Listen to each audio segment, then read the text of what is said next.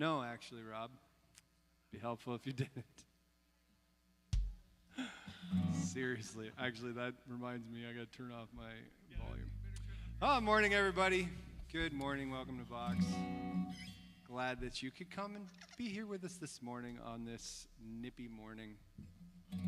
Unless it's warmed up out there, but it was kind of cold when we got here. No, it has not warmed up. Everybody except Carrie's probably going, nah, it's fine, it's lovely. Let's go spend the entire afternoon outdoors.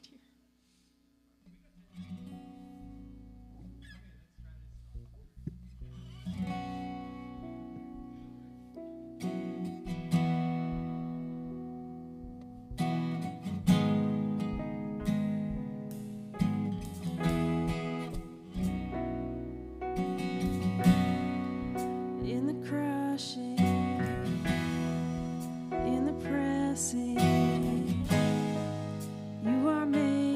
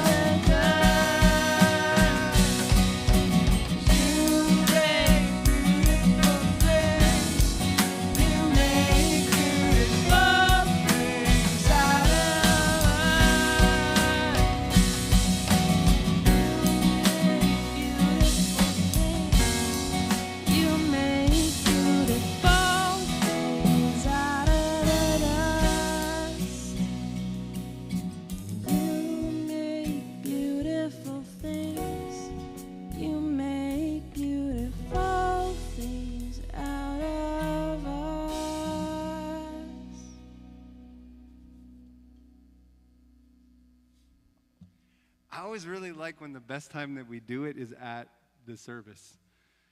That happens not very often. Often you're like, you kind of nail one round in practice and you're like, awesome, we got it. And then service comes around and you're like, we didn't have it. We didn't have it yet. But that was awesome. That was great. Today's joke is from Debbie. I haven't kept track. I do try to sort of spread it out a little bit, but then I forgot. And then this morning, that was the one that I remembered. I haven't got it here, though. I have to get it back. It was a good one, too. I mean, not too good. Don't worry. Like, can't have too good a joke. That would break the rules. I had a terrifying experience last night.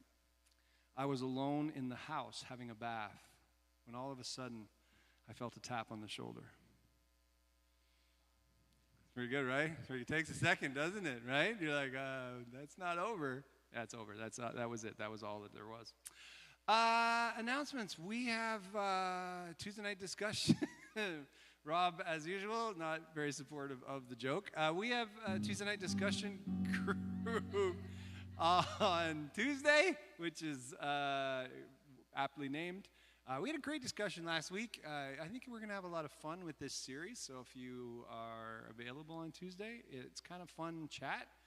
And I think for some of us who are deconstructing faith a little bit or have gone through that process, I think going through the epistles is going to be good for that and a chance to sort of deal with some of what some of us are feeling as we go through that. So I really want to encourage you to do that. Birthdays. What birthdays do we have this past week? Tandy is not here this week, and Rob's, because we are in one of the alternate years and alternate reality for him. But it is not actually his birthday, so just Tandy's. We can sing happy birthday to Tandy. Happy birthday to you. Happy birthday to you. Happy birthday, dear Tandy. Happy birthday to you. Oh, that was lovely, everyone. Well done. We're going to take a break. I saw some yummy things to eat, and we will get started again shortly.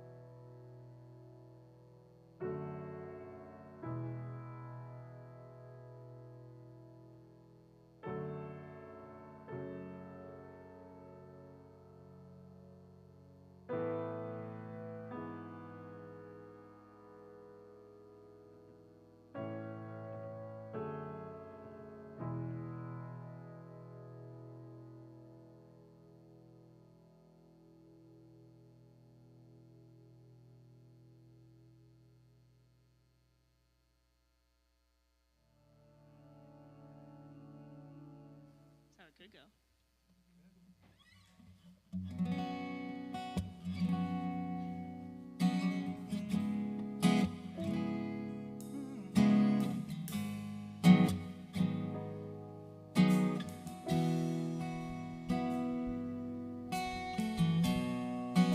Wanna know you.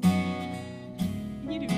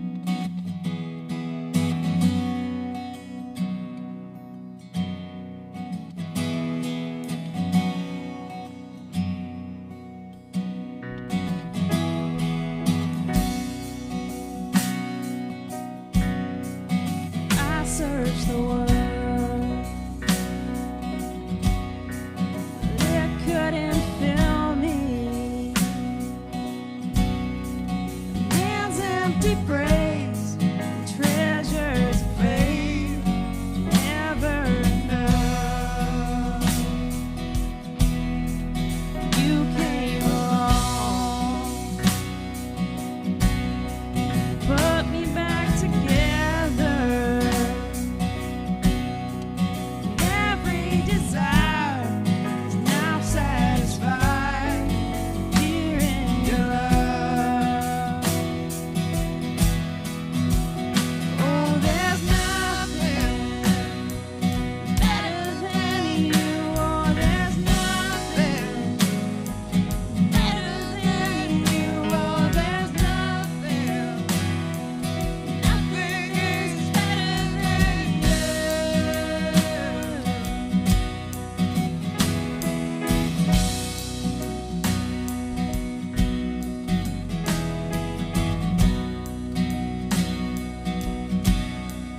I'm not afraid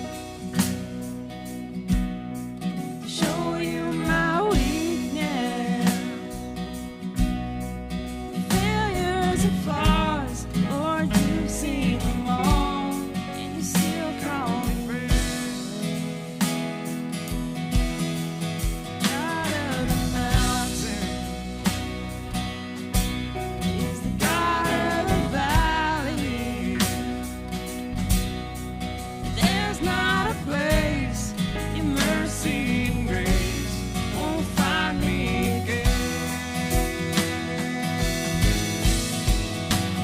There's nothing better than you. Oh, there's nothing better than you. Oh, there's nothing. Nothing is better than you.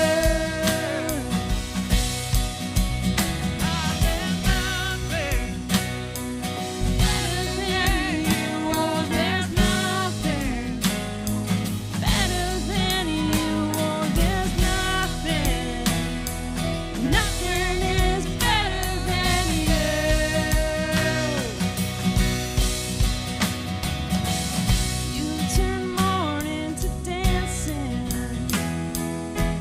You give beauty for ashes. You turn shame into glory. You're the only one who can. You turn graves into gardens. You turn bones into armies. You turn seas into highways. You're the only one who cares. You turn mourning to dancing. You give beauty for ashes. You turn shame into glory. You're the only one who can. You turn graves into gardens. You turn bones into armies. You turn seas into highways. You're the only one who can. You're the only one who can. Oh, there's nothing better than you. Oh, there's nothing better than you. Oh, there's nothing. Nothing is better than you. Oh, there's nothing better than you. Oh, there's nothing better than you. Oh, there's nothing. Nothing is better than you.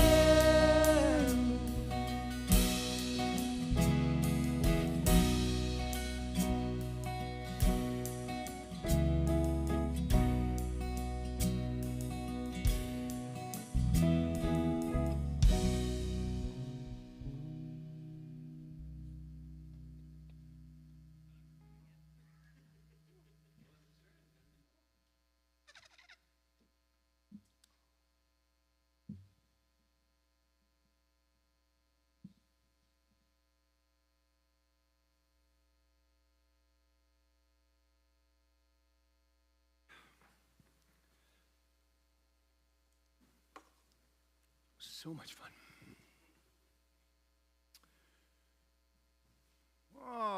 righty. Well, Heather decided to make a new series where we are going to look at going to take a Sunday to look at each of the different epistles, fancy term for letter in the New Testament, which is a pretty bold thing to do.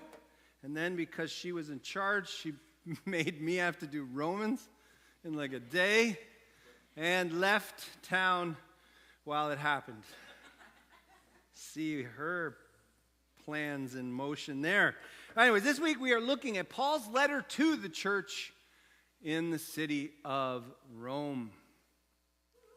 I listened to this podcast called Biblical Time Machine. Anybody listen to it? Anybody? No? It's really exciting. It's a whole bunch of theologians from various universities who get together and talk about ancient Palestine and life in biblical times. And it's very, very theologically nerdy. But the whole gimmick of, every podcast has to have a gimmick, and theirs is, they have a biblical time machine, they get together, they talk about it, and then at the end they ask their guest, you get to use our biblical time machine, where do you want to go in history? What do you want to go back and see, etc.? Wouldn't it be cool if you could go back in time and actually see some of these places, that we read about in the scriptures? Imagine ancient Rome at the time of Jesus. Imagine, city of Rome at the time of Jesus. At the time of Jesus, they estimate anywhere between 1 and 2 million people lived in the city of Rome. Some estimates are that at any given moment, there could be almost as much as 4 million people in the city of Rome. It's kind of like New York. I don't remember New York's population, but it's considerably lower than what they estimate that there could be around 20 million people in the greater city of New York on any given day. That's not the population, but that's just how many people are always going into that city, right? And so the city of Rome was 1 to 2 million people, but could have been upwards almost 4 million people in that area on any given day in the city of Rome. And this is the time of Jesus. So we're talking about just an insane metropolis of a city.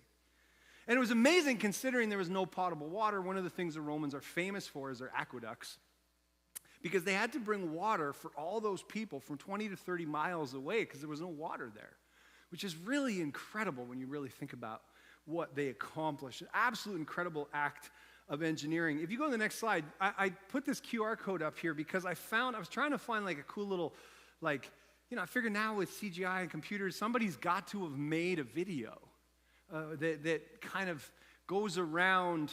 I feel famous. Everyone's phone's up. Anyways, no, but I figured there's got to be a video. So I found this video, but it was way too long, but it was really cool. And they basically fly around the city of Rome. It's a couple of centuries after Jesus. It's closer to the time of Constantine. But it gives you an idea. Many of these things, like the Circus Maximus and the Colosseum and the various palaces, this right here by the Circus Maximus is actually Caesar's palace. That all existed at the time of Jesus. It was absolutely incredible. And so it's really worth it. It's about 15 minutes long. It's worth watching. Not now while I'm preaching, that would be great. But whatever. Floats your boat. One of the things that, there's a famous saying, all roads lead to Rome, that was coined much later, but at the time of Rome it was true. Rome really was sort of the center of the civilized, for lack of a better term, world at that time.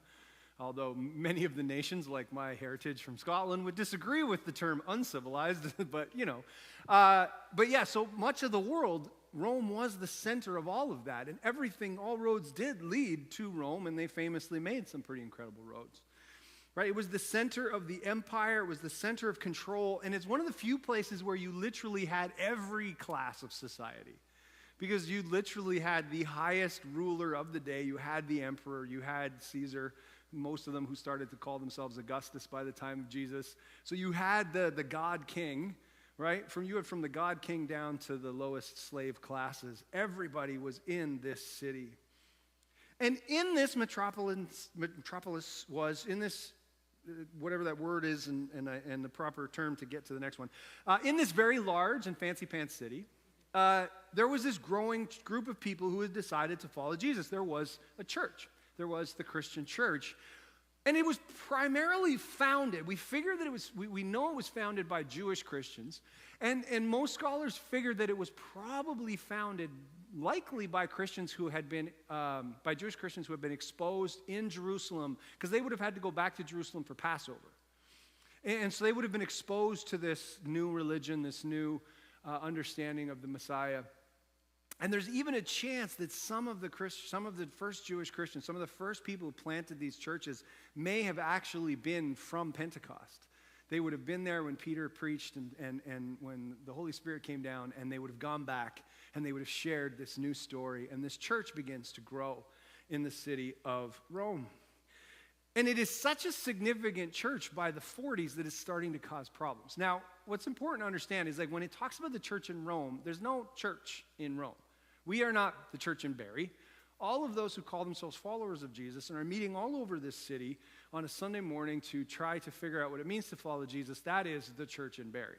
And so when Paul writes to the church in Rome, there's a number of house churches. Some of those churches would be small little churches meeting in basically peasant houses. Some of those churches would have been larger. We know that there were some wealthy people who followed Jesus, and they may have given space. So you might have had 100 people meeting in their courtyards to worship and to learn about this new Jesus who was Lord.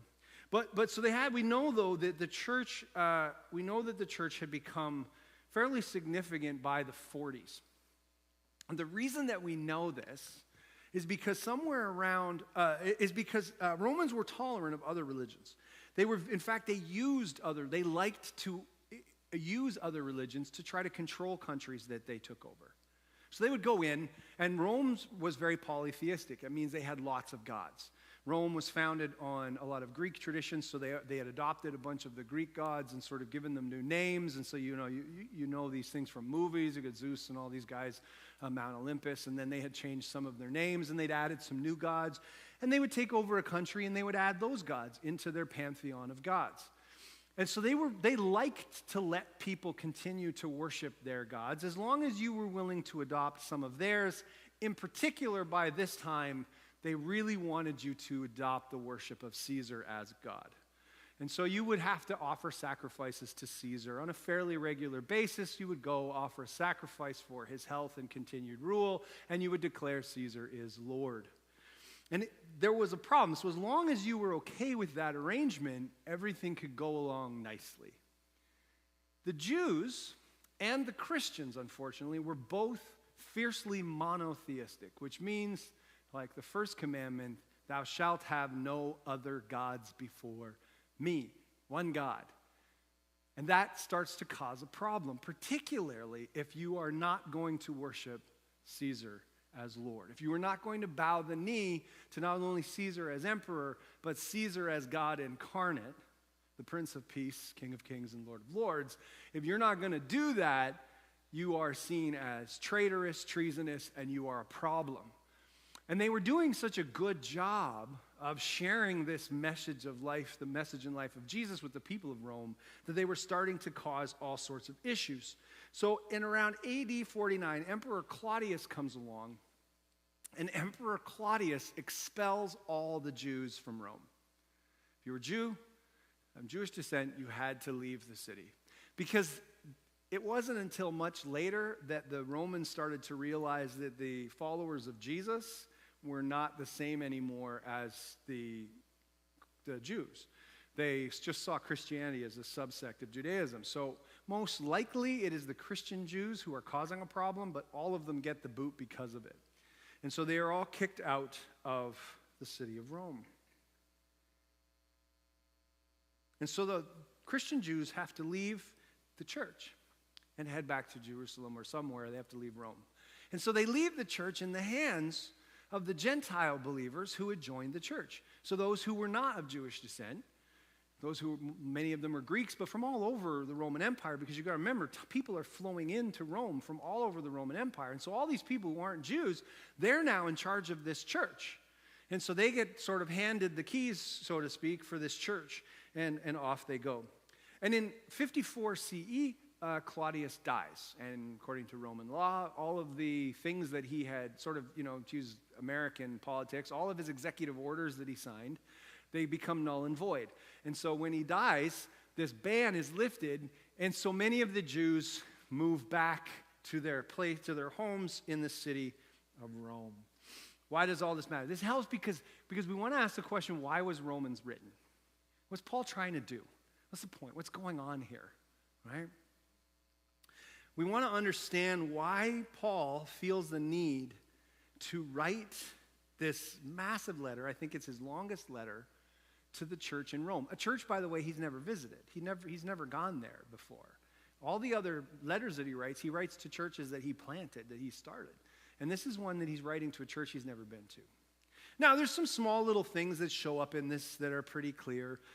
He's planning a missions trip to Spain, and so he really wants to go and visit them, and he wants to see this church. He's heard lots about them. He can't wait to go, and it's on his way to Spain, and so he kind of wants to stop there on his way to Spain. And there's a lot of scholars who think that in Paul's mind, it would have been a good home base for what he was now going to go do in Spain. And he also talks about how he would like prayer support, which is missionary code for money. When missionaries ask for prayer support, what they would really like you to do is pray while you're writing a check and mail that check off to them. By the way, we would really like at Vox if you would pray for us here at Vox. But he also wants money. He talks about how he's going to be taking money to the church in Jerusalem that's been struggling. And he knows that since many of these people have just come back from Jerusalem and moved back to the city of Rome, they're going to care about that church, and he's hoping that they also will provide some support. But the big reason for his letter has to do with this expulsion and this return. Okay? So I want you to imagine that you are one of the founding members of the church in Rome. So you were a good Jewish person who had moved to Rome, you had a business, whatever it was, you'd gone back to Jerusalem for Passover, and while you're in the temple, this guy Peter stands up and he starts preaching and telling you the story about the Messiah, Yeshua, who comes, and he is the Christ, and he has come as the anointed one, and you're so excited, and you believe it, and then, man, all sorts of craziness happens. People are speaking in tongues, and your one buddy who was with you, he's from like some other nation, that both of you can understand the languages. It was like, holy cow. You come back to Rome, and you've started this church. You start telling people about this Jesus and about what he taught, and people started to believe in this Jesus, and you're seeing healings and all sorts of crazy stuff happening in your church, and it's just been kind of crazy, and it's been growing, and all of a sudden you have to leave, and you've been gone for 5 plus 6, 7 years-ish maybe, and you come back to the church that you started. Man, you'd be happy, wouldn't you? You'd be so excited to come back, come walking in the doors, show up, find out whose house it's at now. Maybe this is someone's house you've never even been to. You're like, oh my goodness, I didn't even know this guy. This is crazy. The church has grown. Because what we do know is the church grew exponentially while these people were gone. So many people had come to follow Jesus. And you come in and you're so excited, but things have changed. They're not singing the same songs that you used to sing all the time. That guy who used to lead worship that you liked, well, he's not leading worship anymore. There's like a different person leading worship. And they're not even from this country.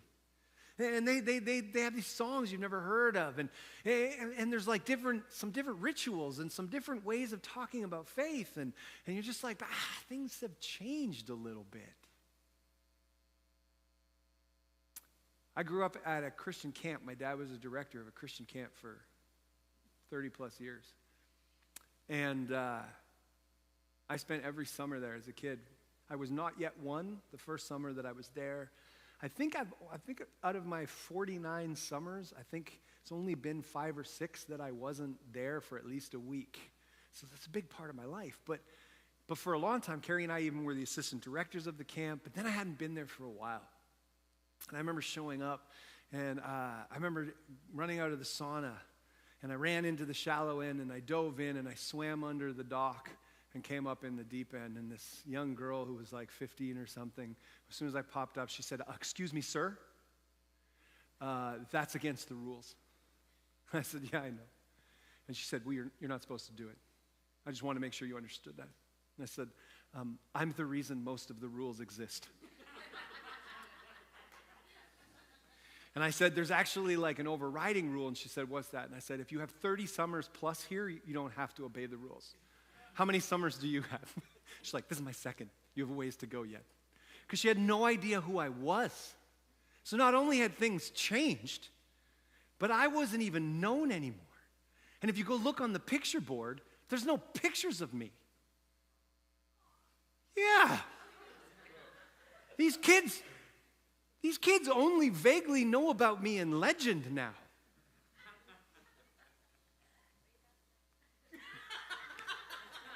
Not that many waybacks. But imagine that's how they would have felt. They would have showed up and they would have been like somebody would have said to them, oh, I'm so glad you're here. It's nice to see you. How did you hear about us? And you'll be like, I started this place, right?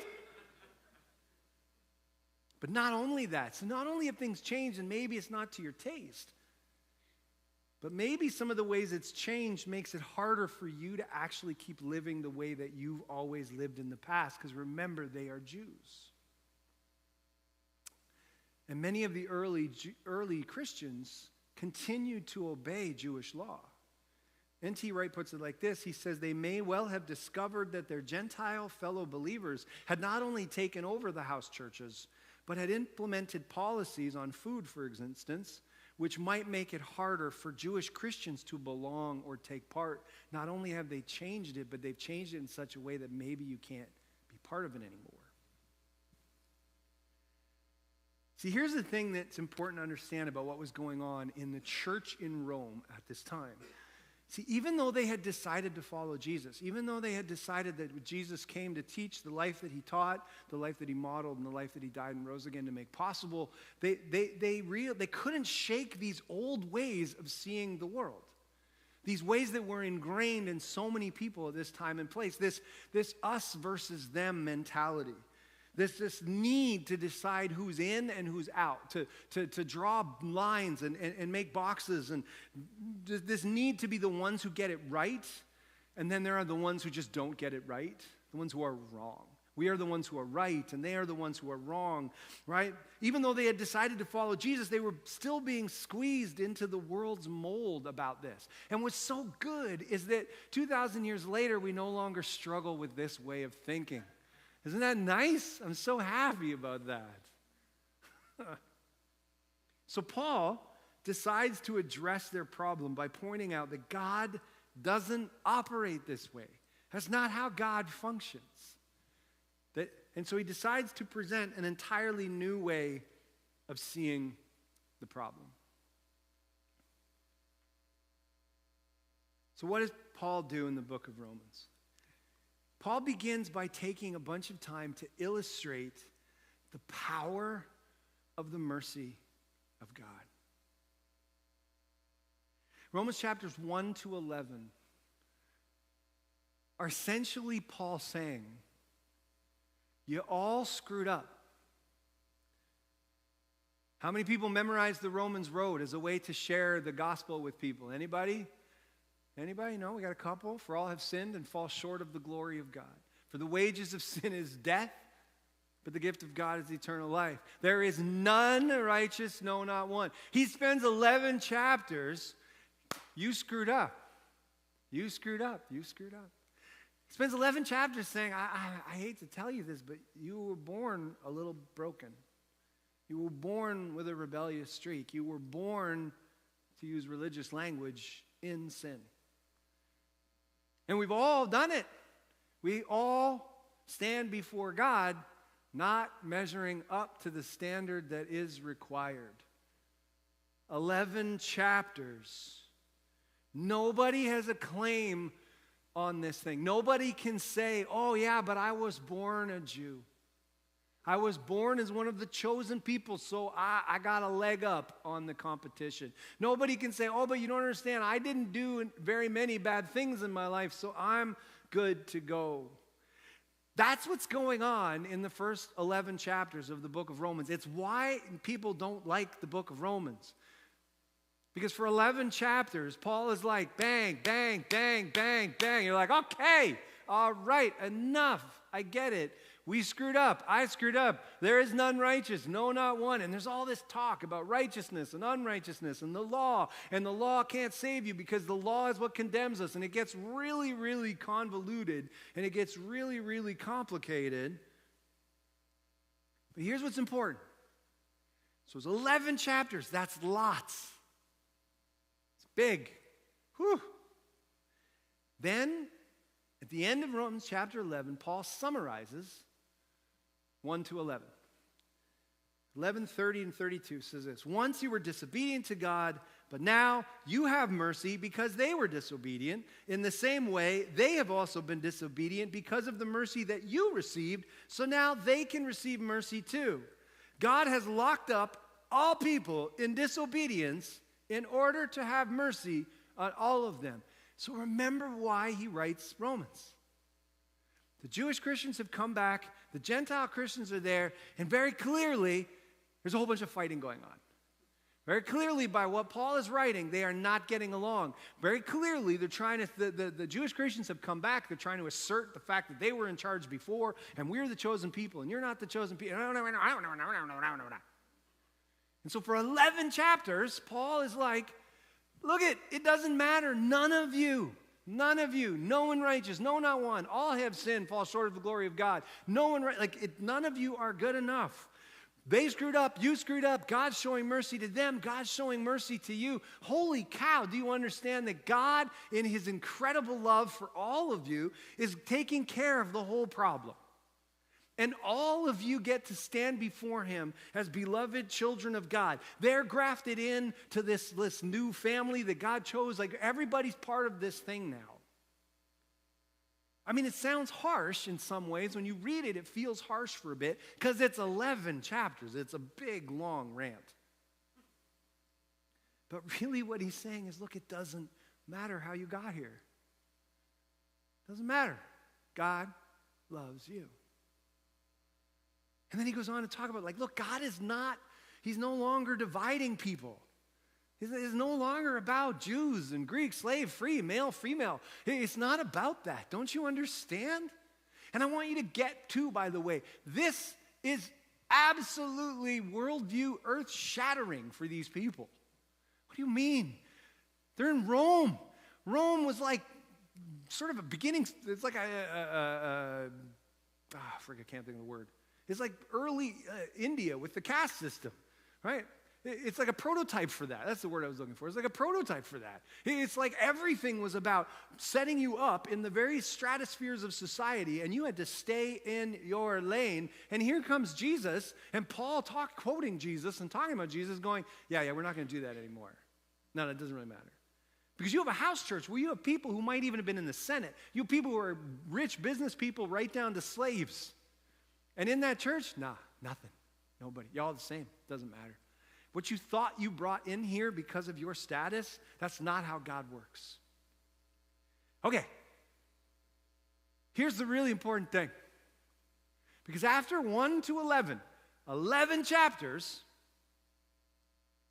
Paul drops perhaps one of the biggest therefores in history. And it's one that we ignore all the time. Not this verse, but the therefore. Romans chapter 12, verse 1 and 2. Therefore, I urge you, brothers and sisters, in view of God's mercy, to offer your bodies as a living sacrifice, holy and pleasing to God. This is true worship.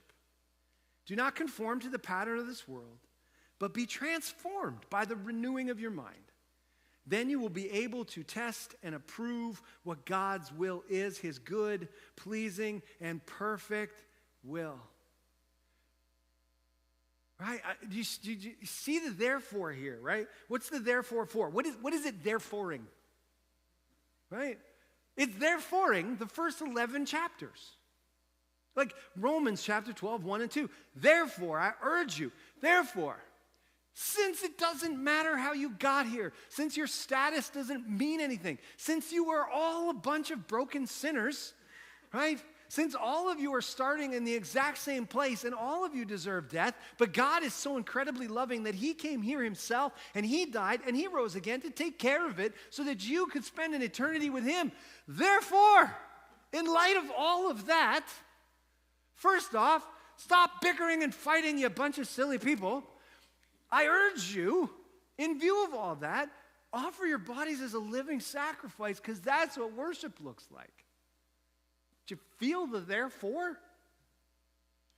You know what kind of drives me a bit nuts? I feel like Christians throughout history have spent all of our time fighting about chapters 1 to 11 because we missed the therefore. We get to this part and we're like, and then there's the rest of Romans. It's like, no, now it starts. Now the introduction argument is done and the actual point happens. And we're over here fighting about whether it's righteousness or unrighteousness, who's chosen, who's not chosen, what the law means. We're fighting about all the wrong stuff because we ignored the therefore. One of the commentators puts it this way. It says, therefore must be given its full weight. Paul wants to show that the exhortations of chapter 12:1 to 15:13 are built firmly on the theology of 1 to 11. He's like, what's about to come comes because of all that stuff that happened in chapters 1 to 11. You can't move on without realizing what's going on first. Man, this is the problem, I think, with the book of Romans. People miss so many things, and then the book seems like this angry, mean, upset book. And I don't think it is. Because Paul, I think, is excited. I think he's jacked up. I think he's like, oh my goodness, this is some good writing. I finally got all that stuff out of the way because, now we're getting to the meat of it. Here we go. Woo, right? I could tell that you all feel the same way. Except the one sleeping. Man, that living sacrifices thing, this is the other thing. We read that passage. We read a passage that talks about living sacrifices, and we're like, yeah, okay, living sacrifice. Because nobody's sacrificing anything these days. They're in Rome. There's a temple on every friggin' corner. There are daily sacrifices being offered once or twice in each of these temples. Many of them to Caesar, many of them to Jupiter, many of them, this is the temple of Jupiter. I don't know where that was. I don't remember where it was. I think, right here. Go to the next one. Oh, they're having a conversation. They'll get there. There's temples going on all over the place. So you're smelling sacrifice. You're hearing sacrifice. So when Paul says offer your bodies as living sacrifices, that's not like, yeah, that's something nice we should do. No. You watch things die. You hear them screaming. You smell the blood every day. And then Paul drops this sacrifice thing. But then he says a living sacrifice. Man. And then I got thinking about that word, that phrase, living sacrifice. Why is it a living sacrifice? Why do you think it was a living sacrifice? Because, you're not dead. We're not killing ourselves, right? That's not what we're doing. We don't believe in that. Even though some of the Romans used to accuse the Christians of that, some of their language. But it's not. So I was like, it's living sacrifice because I'm still alive. I'm not dead. No, I don't think it's a living sacrifice because I'm not dead. I think it's a living sacrifice because when I do that, that's one of the paths, that's one of the ways that I get to life. It's an alive sacrifice. It's a fully alive sacrifice. It's that John 10:10 kind of life that we're talking about. Then when I offer my body as a living sacrifice, that's how I start to get that full, rich, and abundant life that Jesus talked about. That's what Paul's thinking about. Everything Paul talks about is Jesus. It's Jesus, it's Jesus, it's Jesus. N.T. Wright says this, the big difference is that whereas the sacrifice that they would have been used to, whereas the sacrifice is there to be killed, the Christian self-offering is actually all about coming alive with the new life that bursts out in unexpected ways once the evil deeds of the self are put to death.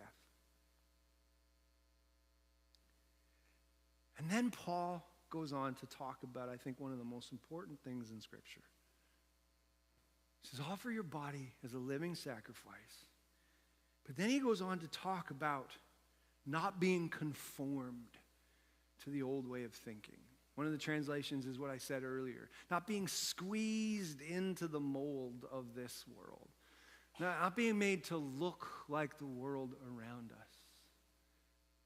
Man, I think churches get this wrong sometimes. I think Christians are so determined to not be like the world that we decided that we weren't going to be like the world by watching, restricted movies or saying certain words or drinking alcohol or going to dances at school or things like that. And yet you walk into so many churches and the elders board is full of weird politics and people vying to see who can have power. And the people in the church who have money, they get the say. And the people in the church who don't have money don't get this. And you start to realize, man, I think we're an awful lot like the world. We have definitely been conformed into the image of the world. We weren't transformed in the ways that really matter. Paul says, be transformed by the renewing of your mind. Be transformed by starting to think about life the way that Jesus did. This is like a deep level transformation. It's a worldview shattering kind of level of transformation. Not just to change a few things. One of the things that we talk a lot about at Vox is that as we as a church have sort of, I used to use left and right for lack of a better term, as we've drifted a little to the left, fundamentalist, conservative. One of the things we realize is that there's a very fundamentalist conservative mindset that is not healthy. It's not a good way to follow Jesus. It's not loving. It's not caring. It doesn't look like the fruit of the Spirit. And so we've rejected that. But one of the things that we notice is as we spend time in different circles now, we end up finding ourselves in circles where we're with progressives, liberals, I don't know, I hate the terms, but what we find is that they're just as fundamentalist. There's a whole bunch of set of rules and things like, oh, you can't do this, can't do that, can't be this way, can't do that. And it's still about excluding, and it's always about who's right, who's wrong, who's in, who's out, and it's like, oh, wait, we're back to that again, right? Oh, shoot, we weren't paying attention and we got squeezed into the mold. It's still missing the point. It's still kind of trying to muscle it out, right? It's still trying to change by just coming up with a different list of things to do and the different list of things not to do. N.T. Wright puts it this way. He says, he's talking about how some Christians think what Paul is getting at. And he says, they hope that they will be able to live up to something like Christian standards while still thinking the way the rest of the world thinks. It can't be done. You can't follow Jesus and think the way the world thinks. And so here's the part of this morning that I kind of am doing something different. Because what Paul does, so we've got 1 to 11. It's grumpy, it's angry, it's frustrating, it's a little bit weird, it's convoluted arguments. We get here. Paul summarizes it. They screwed up, you screwed up, but everybody gets mercy. Therefore, I urge you, present your bodies as living sacrifice. This is true worship. Do not be conformed to this world, but be transformed by the renewing of your mind. So here's what I want to do, because what's absolutely incredible at chapters 12 to 15 is what Paul does now is Paul starts to paint a picture for us. He's like, it's like, I want to show you what it'll look like. I want to show you what transformed looks like. I'm going to show you what it kind of starts to smell like, what it sounds like. To give you an idea of like, oh, okay, when I can tell the transformation is taking place, I'm going to be able to tell because I'm going to start to see this stuff starting to come up naturally in my life. And what I want us to hear how excited I think Paul is when he's writing this. I was listening to this in the truck. The YouVersion Bible app has like audio. You can just turn on audio and it'll just start to read it to you because they get grumpy when I read and drive. And I was like, if I got pulled over, be like, were you texting and driving? No, officer, I was not texting and driving. That's dangerous. I was reading Romans, Anyways, so I started listening to it, and what caught me off guard is the guy reading it is reading it like we think about Romans. Even his voice was like, because of the grace that God gave me. I was like, the opening line is, holy shit, because of the grace that God gave me. And he writes it like, it's like the spoken equivalent of a funeral dirge, right? Romans chapter 12, starting at verse 3. Because of the grace that God gave me, I can say to each one of you, don't think of yourself more highly than you ought to think. Instead, be reasonable, since God has measured out a portion of faith to each one of you. You get a portion of faith. You get a portion. It's like Oprah. Right? You get a portion of faith. You get a portion of faith. Oh, my goodness. So don't think of yourself as more highly than you are because you got one and you got one, so you're the same. Right? We have many parts in one body, but the parts, they don't all have the same function. It's okay. In the same way, though, there are many of us. We're one body in Christ, and individually we belong to each other. We have different gifts that are consistent with God's grace that He's given to us. If your gift is prophecy, you should prophesy. We need that. If you should prophesy in proportion to your faith. If your gift is service, devote yourself to serving. If your gift is teaching, devote yourself to teaching. If your gift is encouragement, devote yourself to encouraging. The one who gives, should do it with no strings attached. Stop giving because you're trying to earn favor. Stop giving because you're trying to make your way up the social status. Stop giving because you want to use your money to lord over other people. Stop giving so you can earn favors back. No, just give. No strings attached. And the leader should lead with passion. Should be excited for what they're doing. And the one showing mercy should be cheerful. Stop with the fine, Jesus said I'm supposed to forgive you, so I'll forgive you. But you owe me. Right? No. And love. By the way, love shows up in Paul's writings all the time. So for those of us that think Paul is grumpy, he talks about love all the time. And what does he say? Love should be shown without pretending. Why? Because it's still about that us and them, and you're trying to show off and you're trying to put on airs. Love should be shown without putting it on your freaking Instagram. Hate evil and hold on to what is good. Wait a sec, I wasn't done with love yet. Love each other like members of your family. Oh, I love this. Be the best at showing honor to one another. You guys should be the best at that. You should be way better than the freaking Romans with all their pretend honor and all of that crap. They suck at that. You should be the best at it. Why? Remember why all this is happening? Because this is what it looks like when transformation takes place. Don't hesitate to be enthusiastic. Don't worry about being cynical.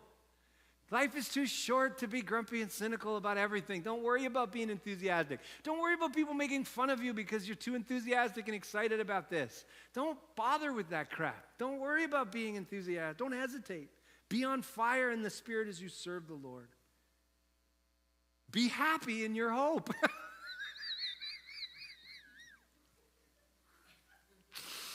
Sorry, Rob was being enthusiastic.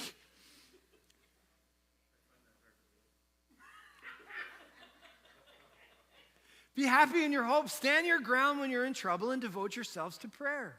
Contribute to the needs of God people. Welcome strangers into your home. Man, we need to hear this after the pandemic. Bless people who harass you, who persecute you. Bless and don't curse them. Everyone's going to think you're freaking nuts for this one for sure. But this is what transformation truly looks like. Be happy with those who are happy. If somebody's happy, be happy for them. Not jealous of them. Have a party with them. But if somebody is crying, cry with them. Let yourself put down those guards. Put down those walls. Be vulnerable. Let yourself be with other people. Because that's what Jesus did. That's what God did. He came here. He laughed with us. He cried with us. Ate with us. Drank with us. Consider everyone as equal and don't think you're better than anyone else. See? 1 to 11 comes shooting back in. Because that's what transformation starts to look like. You're not better than anybody else. You're the same. You're equal. Instead, associate people with people who have no status. Don't think that you're so smart. Don't pay anyone back evil actions with evil actions, but show respect for what everyone else believes is good. And if possible, to the best of your ability, live at peace with everybody. Stop picking fights over stuff that doesn't matter. You can almost hear Paul going if I hear one more predestination free will argument, I'm slapping people. Coming back. If you're going to have a conversation about whether or not tongues is a gift or not a gift, that's what's happening, okay? If possible, to the best of your ability, live at peace. Don't try to get revenge for yourselves, my dear friends. Leave room for God's wrath. He's better at it. It is written, revenge belongs to me. I will pay it back, says the Lord. Instead, if your enemy is hungry, feed him. If he is thirsty, give him a drink. If they kick you out of their denomination, pray for him. By doing this, you will pile burning coals of fire upon their heads. Don't be defeated by evil. I love this. I want you to hear this. But defeat evil with good. Love wins in the end. Jesus wins in the end. Evil loses in the end. It might not always look like it, but it's what's friggin' coming. And he goes on, and he goes on, and he goes on. And what he's doing is he's painting a picture of what a transformed life looks like. From bondage to freedom, from this old broken way of seeing the world to something that is absolutely incredible, to the way that the one who created life intended for it to be lived. This is the important part of Romans, chapters 12 to 15. It's not that 1 to 11 doesn't matter, but 1 to 11 is just setting this up. And if this becomes the afterthought, then we've got the whole thing turned on its head. Stop worrying about who's righteous, who isn't, who's in part of the in crowd, who wasn't, who's chosen, who's not, and get busy living a transformed life. Almost to this point where it becomes subconscious. Now, I want to just do a plug. We're going to take a little break for a commercial message. This message is brought to you by the following sponsor. No, I'm just kidding. Not at all. We were talking about this at Bible discussion on Tuesday night. A book called Romans Disarmed. It's one of the only books I ever really like full-on anticipated coming out. Like if it had, launched at an older time, I think I would have lined up at a bookstore, but I pre-ordered it on Amazon. It was exhausting, the effort I had to go to. But I did. I got one of the first copies, and when I got it, I went to the pub, ordered a Guinness, and read through the book from start to finish pretty much. There might have been a couple more Guinnesses by the time I got done, but it is a fascinating look at Rome at the time and of the culture and where the culture of empire and the culture of empire today, it's written by some Canadians, is absolutely incredible. If you've had a really hard time with the book of Romans, if Romans is one of those books that's maybe one of the reasons you struggle with faith, really want to encourage you to get a copy of this book. It's written really weird. So the people who wrote it, they did this in another book called Colossians Remixed. Some of it is written in story, sort of like historical fiction, so you get a feel for what it might be like. There's one chapter, for example, is written from the point of view of a Roman citizen. It's written from the point of view of a Jewish Christian who's just returned from exile, and it's written from the point of view of a slave, who are all part of the church in Rome, and how that would affect them, the way that they would think about worldview. I was going to get into a lot of that and do a bit of a lecture, but I'm just not that good, and they are. So I think it's worth reading. I'm going to ask worship team to come up. This idea of transformation for us at Vox is crucial for us to what it means to follow Jesus. Because for us to follow Jesus is not about saying the right things, believing the right things, having everything figured out, and being part of the in crowd and being part of the people who, oh yeah, now we've got it. No, it's not what it's about. It's that if it doesn't affect how we live every day, if tomorrow doesn't change because of Sunday morning, then what's the point? If I don't live my life differently because of what Jesus taught, then what are we doing? And we believe that that is the best way to live life. And the beauty is that I think that what we're going to find as we go through all of these epistles, in particular Paul's epistles, is that Paul believed the same thing. He believed that the life of a follower of Jesus should, one, look like Jesus, should be marked by love, should be marked by all those fruit of the Spirit, should be marked by all of these things, and should be marked by this description that he paints in chapter 12. It's beautiful, isn't it? To live that way, could you imagine? A world like that? Oh, I want to be part of that. And that's sort of his point. And so I want to encourage us to do that. One of the commentaries ends it this way. Paul's vision, to which he calls us, is of Christians whose minds are so thoroughly renewed that we know from within, almost instinctively, what we are to do to please God in any given situation. The more time we spend with God, the more time we spend with his word, particularly the teaching of Christ, it just starts to make sense to live that way. And you can start to smell when you're getting squeezed into the world's mold because you're like, I don't think this makes any sense. This doesn't feel like that Romans 12. This is starting to feel like something else. So we're going to do a new song that Shannon chose. And it's a new song for me too. So we're going to see how this goes. You're rhyming. And it was, but it was like perfect.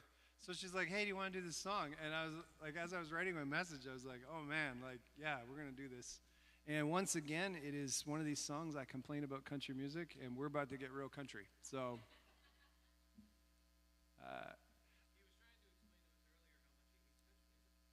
yeah, I know, but it just happens. Although I didn't choose this one, but it's got a really easy to sing. It's got a really easy to sing chorus. So I really want to encourage you to join with me and Shannon as we sing this. And Shannon's going to help me out really in the first verse here, so that we have some idea how it's going to go. We had some fun during practice. Okay, wait, I got it.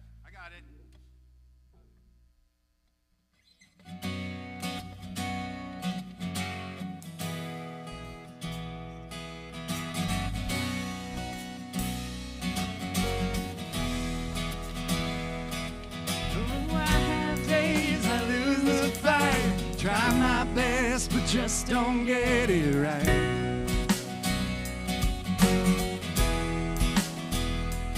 Where I talk a talk that I don't walk, miss the moments right before my eyes.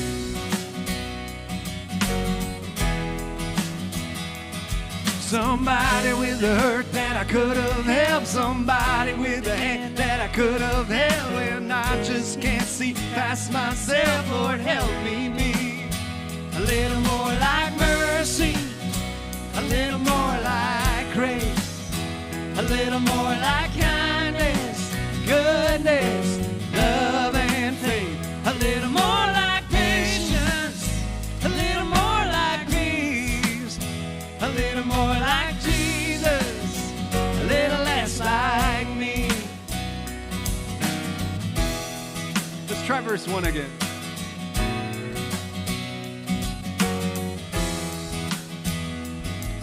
Oh, I have days I lose the fight, try my best, but just don't get it right.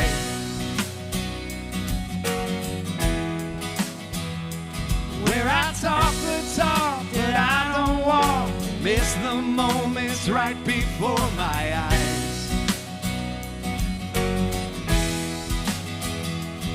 Somebody with a hurt that I could have helped, somebody with a hand that I could have held, when I just can't see past myself. Lord, help me be a little more like mercy, a little more like grace, a little more like kindness, goodness, love and faith, a little more like patience, a little more like peace, a little more like Jesus, a little less like me.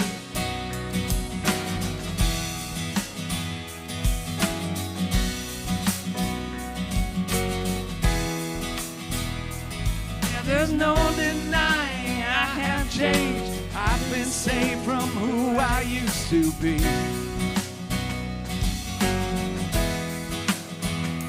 But even at my best, I must confess, still need help to see the way you see. Somebody with a hurt that I could have helped, somebody with a hand that I could have held, when I just can't see past myself. Lord, help me be a little more like more like grace, a little more like kindness, goodness, love and faith, a little more like patience, a little more like peace, a little more like Jesus, a little less like me. Feed the beggar on the street, love to be your hands and feet, freely give what I receive, Lord, help me be. 'Cause I want to put you first above all else, love my neighbor as myself, in the moments no one sees, Lord, help me be.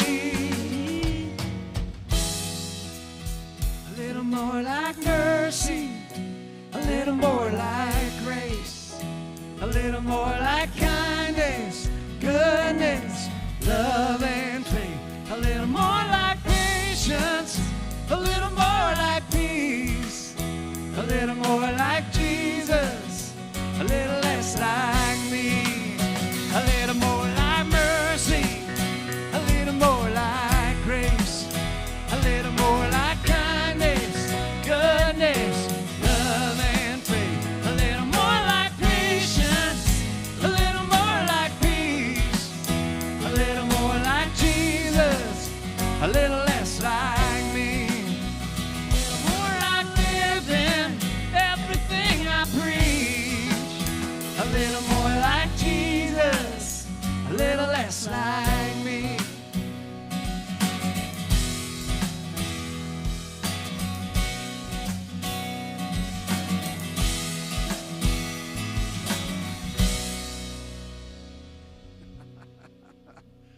Oh, what the heck? We should do this last one. All right. We're going to do this last one. We did a new song, and this song's so old it might be new for some of you.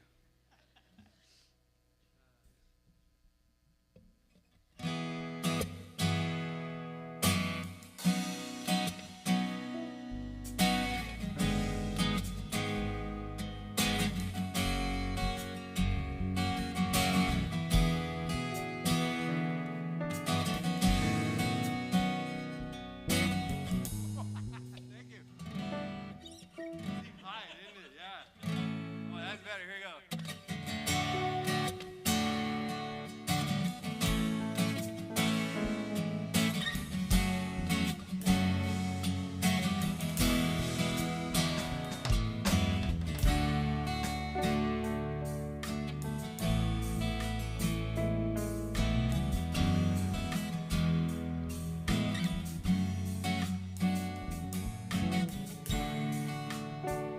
I gotta find it,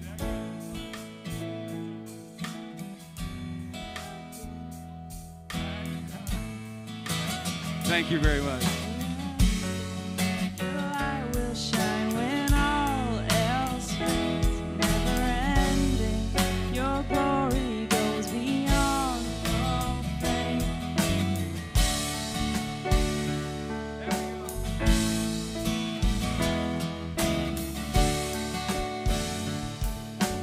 We only practiced this once. Will above all else, my purpose remains. The art of losing myself in bringing you praise is everlasting. Your light will shine when all else fades, never ending. Your glory goes beyond all faith. My heart and my soul, Lord, I give you control. Consume me from the inside out, Lord. Let justice and faith become my embrace. To love you from the inside out, everlasting. Your light will shine when all else fades, never ending. Your glory goes beyond all faith, and the cry of my heart is to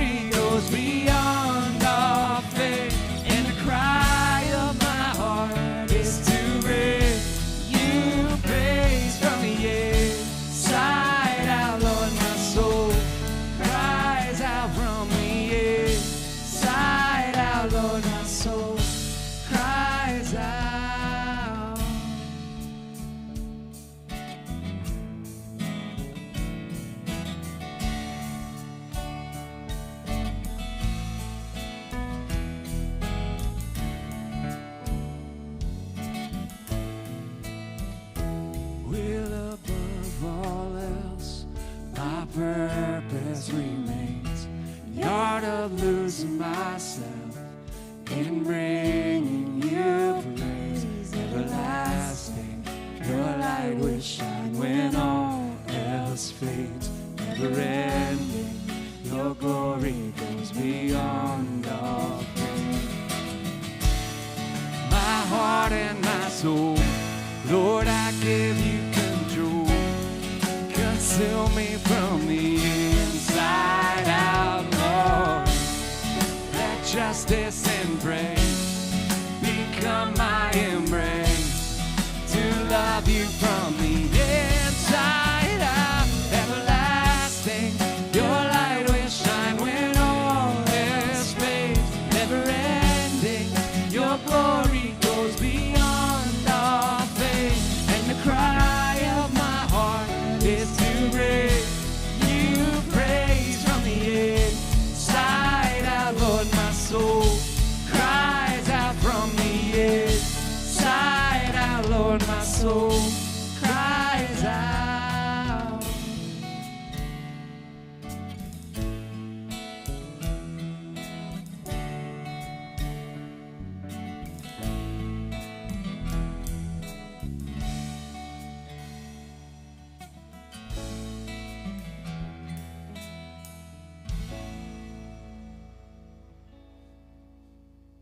It wasn't bad. Took us halfway through the song to remember how it goes, but worked okay. Yeah, no cable helped too. So God bless. Thank you so much for coming this morning. I want to leave you with a benediction. Oh Lord, support us all the day long until the shadows lengthen and the evening comes and the busy world is hushed and the fever of life is over and our work is done. Then in thy mercy grant us a safe lodging and a holy rest and peace at last. Amen. God bless. Thanks so much for coming. We will see you on Tuesday night or next Sunday morning. Same bad time, same bad channel.